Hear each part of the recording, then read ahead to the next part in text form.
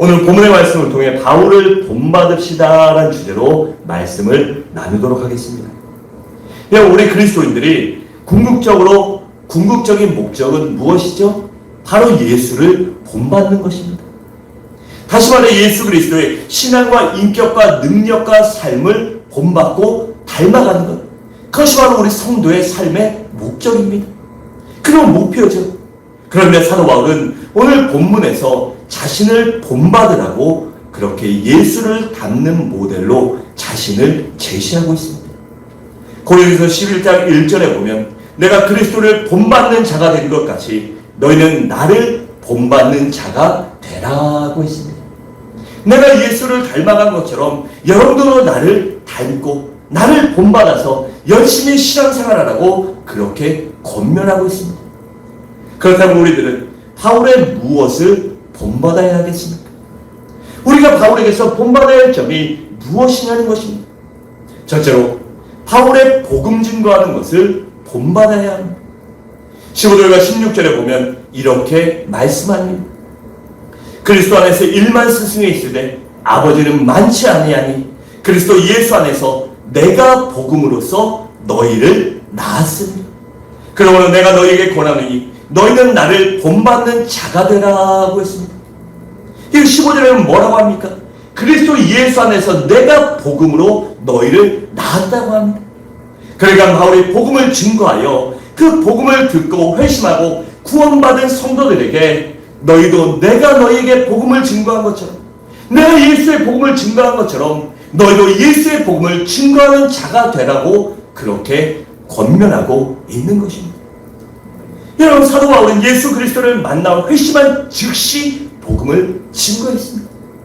시간을 두거나 아니면 그것을 미루지 않고 예수를 만난 즉시 복음을 증거했어요.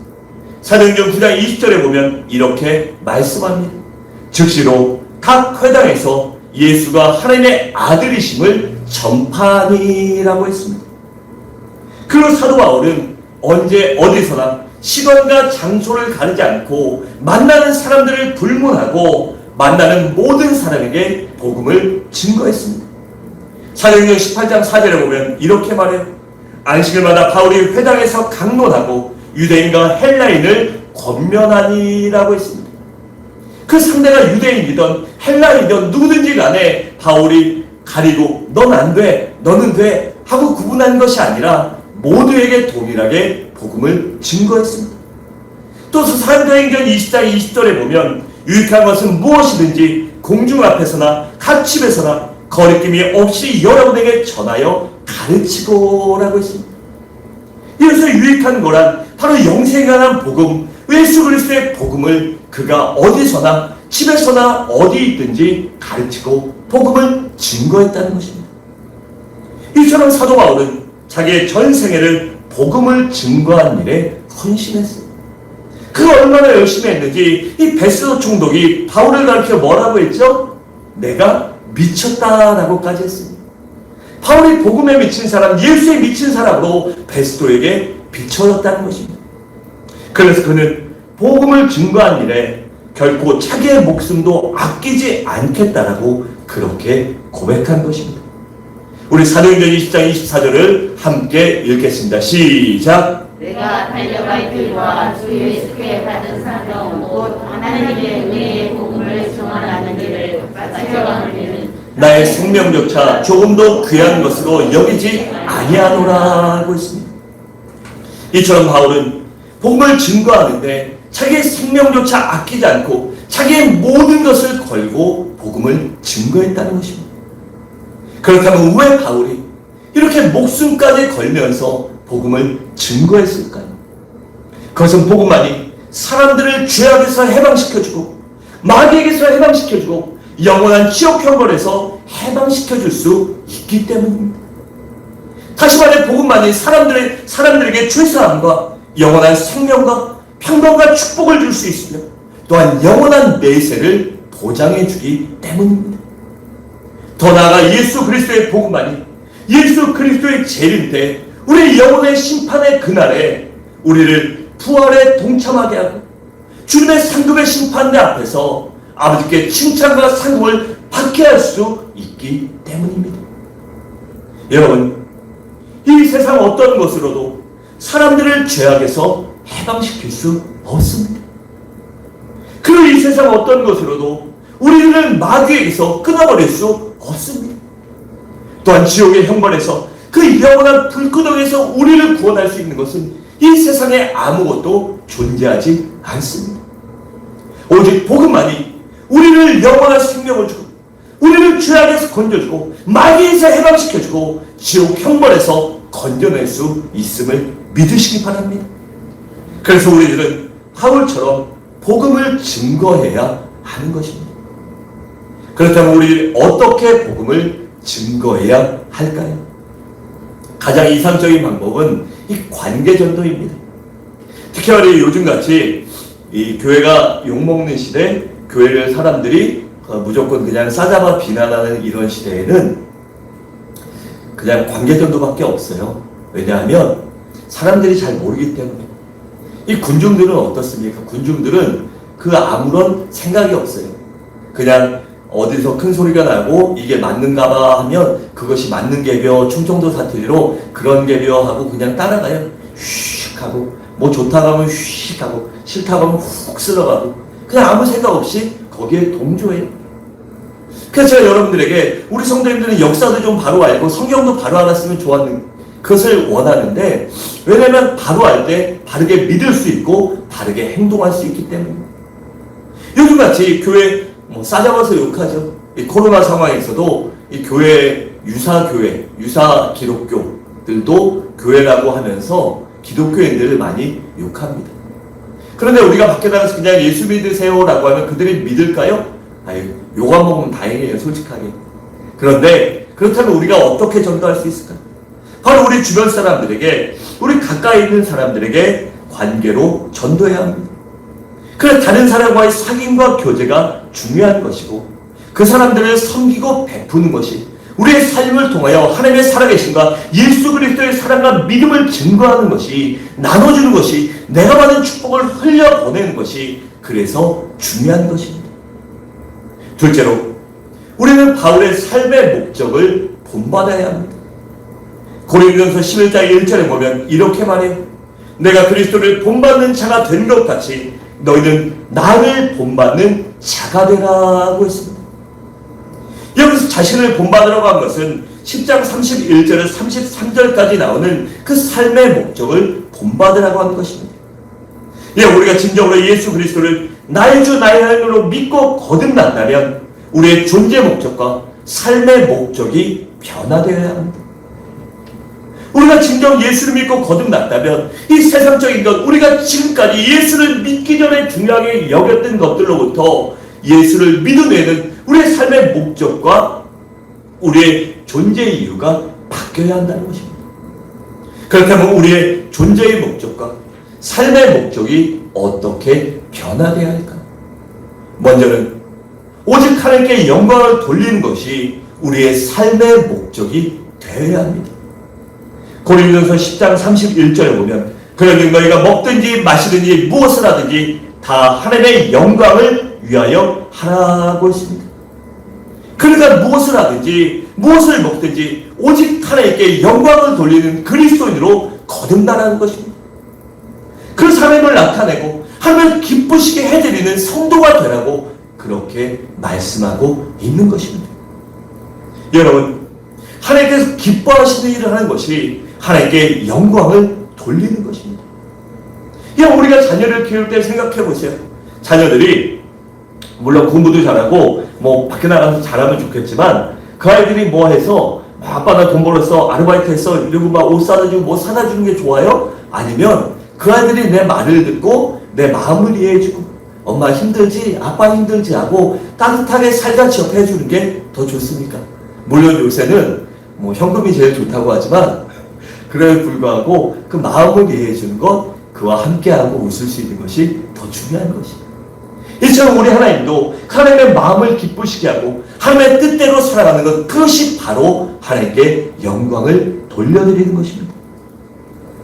여러분, 요한복음 8장 29절에 보면 또 우리 주님께서 제자들에게 이렇게 말씀하셨습니다. 나를 보내실 이가 나와 함께 하시도다. 나는 항상 그가 기뻐하신 일을 행함으로 나를 혼자 두지 아니하셨도다 라고 했습니다. 나를 보내시니, 즉 하나님이 내가 하나님과 함께하고 내가 하나님이 기뻐하신 일을 행함으로 하나님이 언제나 나와 함께 하시고 나에게 힘을 주시고 나에게 능력을 주시고 나에게 꿈과 비전과 희망도 허락해 주신다고 예수님께서 제자들에게 그렇게 말씀하신 것입니다. 이렇게 우리는 나를 구원하여 주시고 나와 함께 하시는 하나님께 영광을 돌리는 것이 우리의 삶의 목적이 되시기 바랍니다. 그리고 우리 그리스도인들의 또 다른 목적은 교회를 세우는 것이 되어야 합니다. 고린도서 10장 32절을 함께 읽도록 하겠습니다. 시작. 유대인에게나 헬라인에게나 하나님의 교회와 전체를 잡아가지 말고. 아멘. 그러니까 뭐라고 했습니까? 교회를 세우는데 걸림돌이 되지 말라는 것입니다. 왜냐하면 교회는 예수 그리스도의 몸이기 때문이며 하나님 아버지의 집이며 성령 하나님의 거룩하신 전이기 때문입니다. 우리는 교회를 부흥시키기 위해 헌신하는 하나의 미랄, 디딤돌이 되어야지 거치는 자나 걸림돌이 되어서는 안 되는 것입니다. 그것이 바로 하나님의 영광을 가리는 죄가 되기 때문입니다. 또한 다른 사람의 유익을 구하는 것이 우리 그리스도인들의 목적이 되어야 합니다.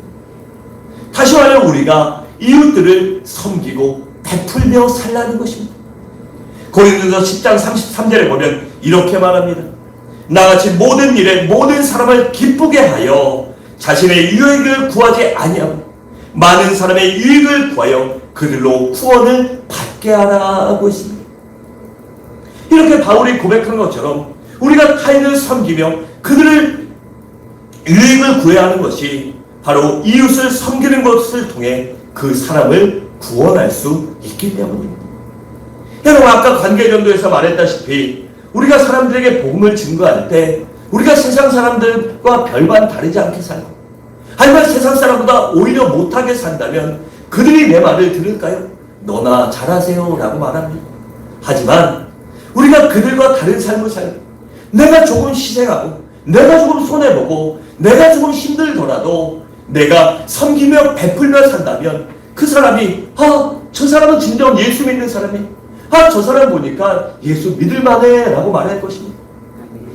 그래서 우리 교회는 이 주변에 있는 사람들에게도 잘 베풀고 인색하지 말아야 돼요. 제가 전에 있던 교회 중에 그 교회에서 주변의 사람들에게 구제와 봉사를 참 많이 해요. 그래서 그 교회가 문제없는 교회는 없잖아요. 문제없는 사람도 없지만 그 교회는 그렇게 섬기고 베푸는 일을 정말 잘해요. 그렇다 보니 그 주변에 이사 오면 부동산에서 이 부동산 사장님들이 교회는 안 나오는데 그래요. 사장님 교회 다니세요? 다녀요. 이사 왔으니까 저 교회 가세요. 저기 진짜 좋아요. 사람들이 얼마나 좋은지 사랑이 넘쳐요. 부동산 사장님들이 전도를 해주더라고요. 그래서 그 얘기 듣고 오시는 분들도 꽤 많았어요. 여러분처럼 우리는 타인에게 유익을 구하는 좋은 영향력을 끼치며 살아야 합니다. 우리는 세상의 빛과 소금이 되어야만 해요. 그 이유는 하나님께 영광을 돌리기 위해서입니다. 그리고 사람들을 구원하기 위해서입니다. 여러분, 우리는 무엇을 하든지 영혼 구원이 삶의 목적이 되어야 합니다. 바란데 우리 성도님들은 이러한 사도 바울의 삶을 본받으시길 바랍니다. 셋째로, 표대를 향하여 경주하는 바울의 신앙을 본받아야 합니다.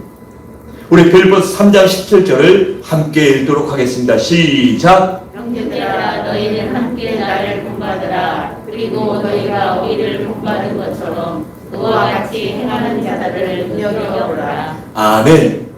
여기서 바울이 나를 본받으라는 것은 앞에 12절부터 16절까지 나오는 그 내용을 말하고 있어요. 그 말씀의 핵심은 천국의 표대를 향하여 신앙의 경주를 열심히 부단히 노력하며 하는 것입니다. 장차 천국에 가서 주님으로부터 받을 상을 바라고 열심히 신앙의 경주를 하는 것입니다. 여러분, 그렇다면 표대를 향하여 열심히 경주하는 그리스도인이 되기 위해서는 우리에게 무엇이 필요할까요? 먼저는 우리 삶의 목표가 분명해야 합니다. 우리의 목표가 무엇입니까? 그것은 장차 주님께 갔을 때 마지막 날 영원한 심판의 때 육신의 장막을 받는 그때에 하나님 앞에 칭찬과 상급을 받는 것입니다.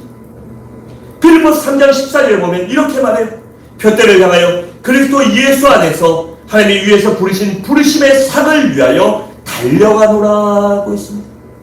즉 표대 마지막 날 상급 받기 위하여 그 부르심의 상을 받기 위하여 바울이 열심히 달려가고 있다는 것입니다. 또한 겸손한 마음과 모습이 우리에게 필요합니다. 우리가 신앙생활하고 살다 보면 에이 내가 이만큼 하면 됐지, 내가 이만큼 신앙생활하고 내가 이만큼 예배드리고 내가 이만큼 기도하고 내가 이만큼 봉사하고 충성하면 됐지라고 그렇게 생각하는 것이 아니라 항상 나의 부족함을 느껴야 합니다. 그래서 자만과 교만을 피함으로 스스로 교만하지 않고 남이 나를 인정해 줄 때까지 묵묵히 기다리고 충성하는 겸손이 필요합니다. 그래서 우리들은 이 표대를 향하여 열심히 달려가야 돼요. 그러니까 이 정도만 될지 아니람이 아니라 항상 내 자신의 부족함을 느껴야 합니다. 우리 빌립보서 3장 12절과 13절을 함께 읽도록 하겠습니다. 시작! 내가 이미 얻었다 한도 아니요 온전히 이루었다 한도 아니라 오직 내가 그리스도 예수께 잡힌 바 된 것을 잡으려고 달려가노라. 형제들아 아직 잡은 줄로 여기지 아니하고 오직 한 일, 즉 뒤에 있는 것을 잊어버리고 앞에 있는 것을 잡으려고 라고 했습니다. 여러분 했습니다. 하지만 그럼에도 불구하고 한 번도 자기 자만에 빠지거나 교만에 빠지거나 게으르지 않았습니다. 반대로 항상 자신의 부족함을 느끼며 겸손한 자세로 신앙의 경주를 열심히 달려갔습니다. 바로 우리 성도님들도 이런 사도 바울의 열심히 신앙을 경주하는 모습, 열심히 최선을 다하는 모습을 본받으시기 바랍니다. 마지막으로 환난 중에도 말씀을 지키는 바울의 믿음을 본받아야 합니다. 데살로니가전서 1장 6절에 보면 이렇게 말합니다. 너는 많은 환난 가운데서 성령의 기쁨으로 말씀을 받아 우리와 주를 본받는 자가 되었으니 라고 했습니다. 그러니까 사도 바울이 많은 환난과 어려움 가운데서도 하나님의 말씀을 지킨 것처럼 데살로니가 교인들도 많은 환난과 어려움 가운데 말씀을 지킨 것을 바울이 칭찬하고 있는 것입니다. 여러분 우리가 신앙과 역경 속에서도 기도하고 말씀을 받아들이고 그 말씀을 지킨다는 것은 생각만큼 쉬운 일이 아닙니다. 제가 짧지만 지금까지 살아오면서 말씀대로 사는 게 제일 어렵더라고요. 그 말씀대로 정말 살려고 하는 게 그 정말 제일 어려운 일이에요. 왜냐하면 몇 배나 더 많은 노력과 헌신을 해야 되기 때문입니다. 내가 조금 더 정직하기 위하여, 내가 조금 더 바르게 살기 위하여, 내가 조금 더 열심히 살기 위하여는 내가 더 노력하고 헌신해야 하는 것입니다. 저희가 요새 코로나 때문에 이 식사를 못 하잖아요. 근데 어떤 분이 저희가 사무 처리하면서 김밥을 준비해서 먹는 걸 보시고서 어른들 계시고 하니까는 이 간단하게 그렇게 먹었으면 좋겠다라고 해서 그걸 또 헌신을 해주셨어요.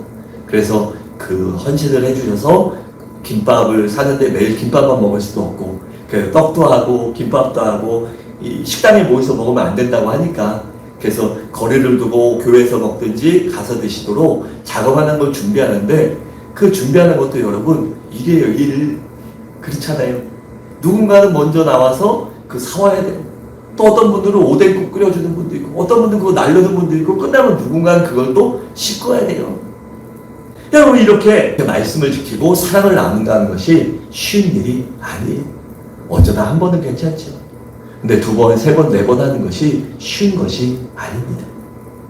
그러면 많은 신앙과 역경 가운데서도 어떻게 해야 우리가 하나님의 말씀을 지킬 수 있을까요? 그것은 우리의 힘으로는 불가능해요. 왜냐하면 오직 성령 하나님의 도우심을 받아야 우리가 가능한 것이고 성령 하나님의 도우심을 받아야 얼마든지 하나님의 말씀을 지킬 수 있기 때문입니다.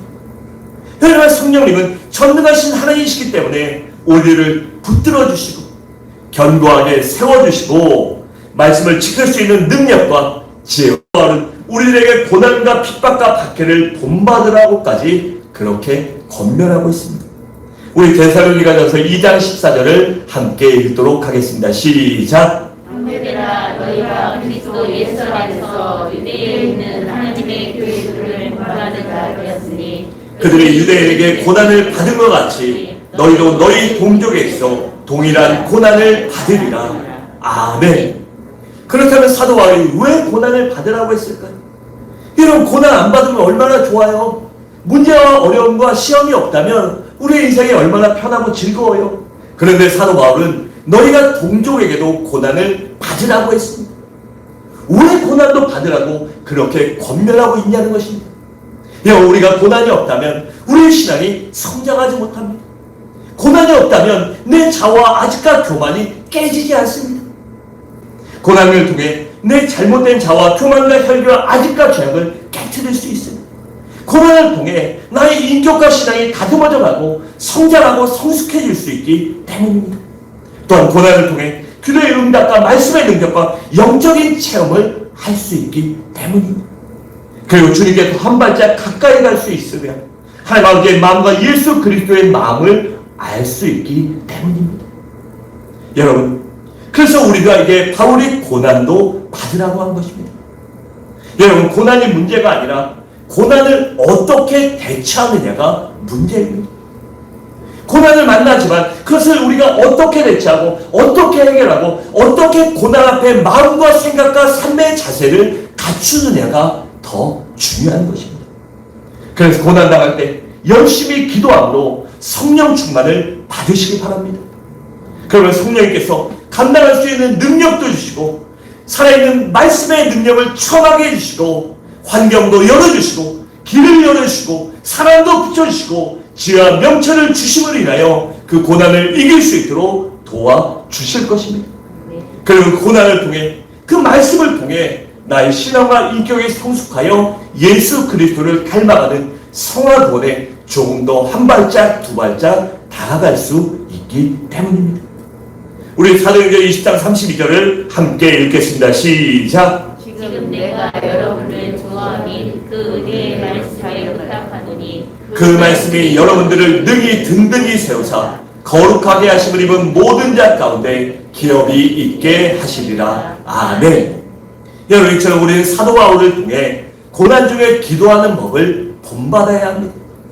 또한 기도 중에 성령 충만을 받는 것도 본받아야 합니다.